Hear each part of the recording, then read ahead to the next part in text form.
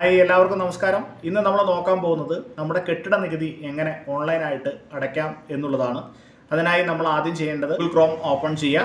Google Chrome open ചെയ്തതിന് ശേഷം വരുന്ന വിൻഡോസിൽ നമ്മൾ എന്ത് ചെയ്യുക, ബിൽഡിംഗ് ടാക്സ് എന്ന് അടിച്ചു കൊടുക്കുക. ബിൽഡിംഗ് ടാക്സ് എന്ന് എൻ്റർ ചെയ്ത് കൊടുക്കുക.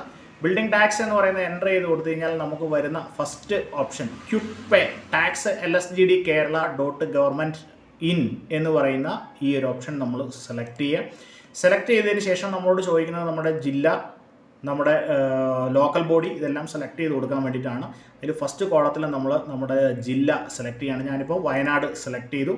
അതിനുശേഷം ലോക്കൽ ബോഡി പഞ്ചായത്ത് ആണെങ്കിൽ പഞ്ചായത്ത്, മുനിസിപ്പാലിറ്റി ആണെങ്കിൽ മുനിസിപ്പാലിറ്റി, കോർപ്പറേഷൻ ആണെങ്കിൽ കോർപ്പറേഷൻ. എൻ്റെ ഇപ്പോൾ പഞ്ചായത്താണ്, അതുകൊണ്ട് ഞാൻ ഗ്രാമപഞ്ചായത്ത് സെലക്ട് ചെയ്യാം.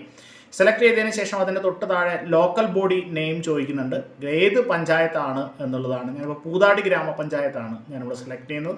പ്രാബല്യത്തിൽ വന്നിട്ടുള്ള ആ ഇയറാണ് ചോദിക്കുന്നത്. ഇപ്പോൾ 2013 ശേഷം വാർഡ് വിഭജനമോ വാർഡ് തിരിക്കുകയോ മറ്റു കാര്യങ്ങളൊന്നും ചെയ്യാത്തതിനാൽ ലാസ്റ്റ് ഓപ്ഷൻ 2013 ഞാൻ സെലക്ട് ചെയ്തു. സെലക്ട് ചെയ്തതിന് ശേഷം ഫസ്റ്റ് ചോദിക്കുന്ന കോളം എന്ന് പറയുന്നത് എത്രാം വാർഡാണ്. ഞാനിപ്പോൾ 9 വാർഡ് നമ്പർ അടിച്ചു കൊടുക്കുന്നു. രണ്ടാമത്തിൽ നമ്മുടെ കെട്ടിട നമ്പറാണ് ചോദിക്കുന്നത്.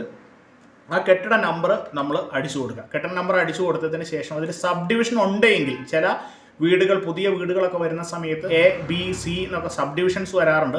അത് ഉണ്ട് എങ്കിൽ അവിടെ കൊടുക്കുക, ഇല്ലെങ്കിൽ സെർച്ച് എന്ന് പറയുന്ന ഓപ്ഷനിൽ നമ്മൾ കൊടുക്കുക. സെർച്ച് എന്ന് പറയുന്ന ഓപ്ഷൻ കൊടുക്കുന്ന സമയത്ത് നമുക്കൊരു ഇൻ്റർഫേസ് ഓപ്പൺ ആയിട്ട് വരുന്നു. അതായത് ടാക്സ്, നമുക്ക് എത്ര ടാക്സ് ആണ് നമുക്ക് അടയ്ക്കാനുള്ളത്, അല്ലെങ്കിൽ എത്ര രൂപ നമ്മൾ അടയ്ക്കാനുണ്ട്, ഒരു വർഷത്തിന് എത്രയാണ് ഇവിടെ ഈടാക്കിയിട്ടുള്ളത്, അതിൻ്റെ ഫൈൻ ഈടാക്കിയിട്ടുണ്ടോ എന്നുള്ള കാര്യങ്ങളെല്ലാം നമുക്ക് മനസ്സിലാക്കാൻ സാധിക്കും. ഇനി നമ്മൾ പേ ചെയ്യണമെങ്കിൽ നമുക്ക് 39 രൂപയാണ് ഇവിടെ ടാക്സ് കാണിച്ചിട്ടുള്ളത്. ഇത് പേ ചെയ്യാൻ വേണ്ടിയിട്ട് നമ്മൾ അടിഭാഗത്തുള്ള ഇമെയിൽ ID എന്ന് പറയുന്ന ഈ ഒരു കോളത്തിൽ നമ്മൾ ഒരു ഇമെയിൽ ID കൊടുക്കണം. ഞാനിപ്പോൾ എൻ്റെ ഒരു ഇമെയിൽ ID ഞാനിവിടെ അടിച്ചു കൊടുക്കുകയാണ്.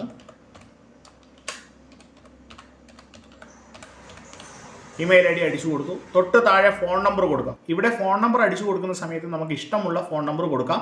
ആരുടെ ആയാലും കുഴപ്പമില്ല, നമ്മുടെ വീട്ടിലുള്ള ആരുടെ ആണെങ്കിലും അത് കുഴപ്പമില്ല. നമുക്ക് ഈ ടാക്സ് അടച്ചു കഴിയുമ്പോൾ അടച്ചതിൻ്റെ മെസ്സേജ് മറ്റു കാര്യങ്ങളൊക്കെ വരാൻ വേണ്ടിയിട്ടാണ്. അപ്പോൾ 10 അക്ക ഉള്ള ഒരു നമ്പർ ഞാനിവിടെ എൻ്റർ ചെയ്ത് കൊടുക്കുകയാണ്. നമ്പർ എൻ്റർ ചെയ്തതിന് ശേഷം അതിൻ്റെ തൊട്ട് താഴെ ഭാഗത്ത് വരുന്ന ക്യാപ്ച കോഡ് നമ്മൾ അതുപോലെ തന്നെ ടൈപ്പ് ചെയ്ത് കൊടുക്കുക. എന്നാൽ ക്യാപ്ച കോഡ് അതുപോലെ ടൈപ്പ് ചെയ്ത് കൊടുക്കുന്നു.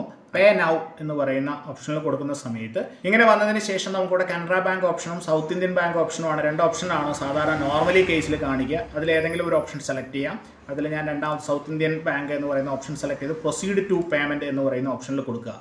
പ്രൊസീഡ് ടു പേയ്മെൻറ്റ് എന്ന് പറയുന്ന ഓപ്ഷനിൽ കൊടുത്തു കഴിഞ്ഞാൽ പേയ്മെൻറ്റ് ഗേറ്റ്വേയിലുള്ള ഓപ്ഷൻസ് ആണ് കാണിക്കുന്നത്. ക്രെഡിറ്റ് കാർഡ് വെച്ചിട്ട് നമുക്ക് പേയ്മെൻറ്റ് ചെയ്യാം, നെറ്റ് ബാങ്കിങ് ഉപയോഗിച്ച് നമുക്ക് പേയ്മെൻറ്റ് ചെയ്യാം, UPI ഉപയോഗിച്ച് നമുക്ക് പേയ്മെൻറ്റ് ചെയ്യാം, QR കോഡ് ഉപയോഗിച്ച് പേയ്മെൻറ്റ് ചെയ്യാം. ഞാനിപ്പോൾ എനിക്ക് നെറ്റ് ബാങ്കിങ് എന്ന് പറയുന്ന ഓപ്ഷൻ ഉപയോഗിച്ചാണ് ഞാൻ പേ ചെയ്യുന്നത്. നിങ്ങൾ UPI ഏതാണോ നിങ്ങളുടെ കയ്യിലുള്ളത്, നിങ്ങൾക്ക് ഉചിതമായിട്ടുള്ളത് ഏതാണോ ആ രീതിയിൽ നിങ്ങൾ മുൻപോട്ട് പോവുക. ഇവിടെ നെറ്റ് ബാങ്കിങ് എന്ന് പറയുന്ന ഓപ്ഷൻ ഞാൻ ചൂസ് ചെയ്തതിന് ശേഷം ഇവിടെ വരുന്ന കോളത്തിൽ സെലക്ട് ബാങ്ക് എന്ന് പറയുന്ന വരുന്ന കോളത്തിൽ നമ്മൾ നമ്മുടെ ബാങ്ക് സെലക്ട് ചെയ്യും. ഞാനിപ്പോൾ ഫെഡറൽ ബാങ്കാണ് ഞാൻ ചൂസ് ചെയ്യുന്നത്. എല്ലാ ബാങ്കുകളും തന്നെ നാഷണലൈസ്ഡ് ആയിട്ടുള്ള എല്ലാ ബാങ്കുകളിലൂടെയുള്ള നെറ്റ് ബാങ്കിങ് നമുക്ക് ഇവിടെ ഉപയോഗിക്കാവുന്നതാണ്. എന്നിട്ട് മേക്ക് പേയ്മെൻറ്റ് എന്ന് പറയുന്ന ഓപ്ഷൻ നമ്മൾ സെലക്ട് ചെയ്യും. മേക്ക് പേയ്മെൻറ്റ് എന്ന് പറയുന്ന ഓപ്ഷൻ സെലക്ട് ചെയ്യുമ്പോൾ നമുക്ക് നെറ്റ് ബാങ്കിങ്ങിൻ്റെ ഇതിലേക്കാണ് വരിക. അപ്പോൾ നമ്മളവിടെ യൂസർ ID, പാസ്വേഡ്, അതേപോലെ തന്നെ മൊബൈൽ നമ്പറും മറ്റു കാര്യങ്ങളെല്ലാം അടിച്ച് ഇതിനെ പേയ്മെൻറ്റ് ചെയ്യാവുന്നതാണ്.